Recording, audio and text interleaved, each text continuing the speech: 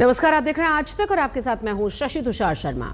आदर्श घोटाले में आरोपी अशोक चौहान के दाग बीजेपी में शामिल होने के बाद क्या इतनी तेजी से धुले कि उन्हें राज्यसभा चुनाव में महाराष्ट्र से अपना आदर्श उम्मीदवार बीजेपी ने बना लिया। जिस परिवारवाद और भ्रष्टाचार की लकीर खींचकर चुनाव में विरोधियों को बीजेपी घेरती है, उसी लकीर के कटघरे में खड़े रहे नाम अशोक चौहान। बीजेपी में भर्ती के बाद पद पाने वाले सबसे तेज नेता हैं, जिनके पिता मुख्यमंत्री रहे, जो खुद महाराष्ट्र के मुख्यमंत्री बने, जिन पर महाराष्ट्र के सबसे बड़े आदर्श घोटाले का आरोप लगा। वो अशोक चौहान महाराष्ट्र में चट भर्ती पट राज्यसभा सीट के सबसे आदर्श उम्मीदवार बीजेपी में मान लिए गए। मुझे खुशी है कि आज भाजपा के इस लिस्ट में मुझे यहाँ पर स्थान मिला है। मैं देश के प्रधानमंत्री श्री नरेंद्र मोदी जी, देश के गृह मंत्री अमित शाह जी, राष्ट्रीय अध्यक्ष भाजपा के श्री जेपी नड्डा जी और महाराष्ट्र के उप मुख्यमंत्री देवेंद्र फडणवीस जी और महाराष्ट्र भाजपा के अध्यक्ष श्री बावनकुळे जी, इन सब का मैं तहे दिल से शुक्रिया अदा करना चाहूँगा। जिनका शुक्रिया अशोक चौहान करते हैं, वही आदर्श घोटाले में आरोपी अशोक का बायोडेटा कैसे बताते रहे, सुनिए।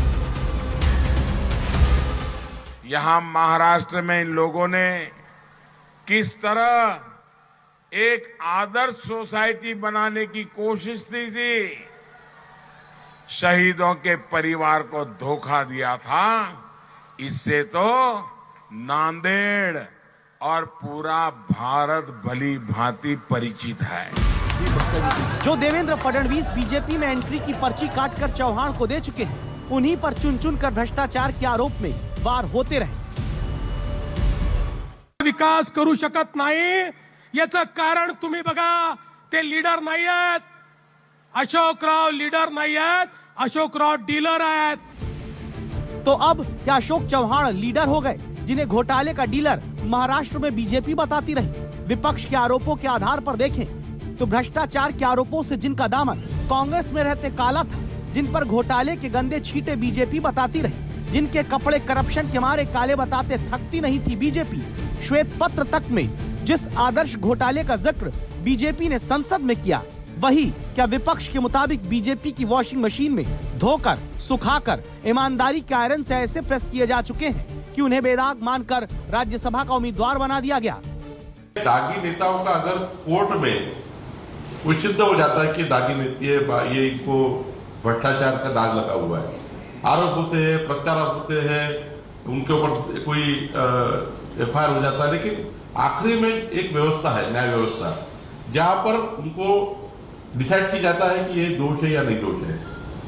अगर दोष है, उसको जेल हुई है, वहां पर रिजर्वेशन। कोर्ट का इंतजार करना चाहिए कोई भी व्यक्ति को डैमेज करने के लिए। मीठा मीठा गप गप और कड़वा कड़वा थू, क्या यही वो राजनीति है जहां अपने लिए फायदेमंद तो कोर्ट के फैसले के इंतजार वाली अशोक चौहान पर थ्योरी, वरना जब तक दूसरे के पक्ष में रहे तो क्या कुछ नहीं कहा गया? शहीदों की विधवाओं से जिन्होंने मकानों की चोरी कर ली, शहीदों की विधवाओं के मकानों को अपनी साली को, अपनी सास को उनके नाम कर दिए। ऐसे उस समय के कांग्रेस के मुख्यमंत्री महाराष्ट्र के, और जिसको इस बार आपने चुनाव में खड़ा किया है, क्या ये अशोक चौहान चौकीदार होंगे क्या? जवाब दो शाहजादे जी।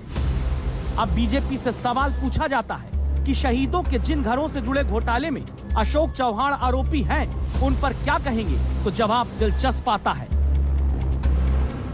देश के विकास के लिए अगर कोई साथ में मोदी जी का साथ देना चाहता है, देश के विकास के लिए कोई आना चाहता है और देश के विकास की योजना में कोई अपना योगदान देना चाहता है, तो भारतीय जनता पार्टी उनका स्वागत करेगी। देश के विकास के नाम का ऐसा सियासी साबुन क्या बीजेपी के ही पास है, जहां दागी का चाल, चरित्र और चेहरा तीनों धुल जाता है बीजेपी का झंडा थामने के बाद?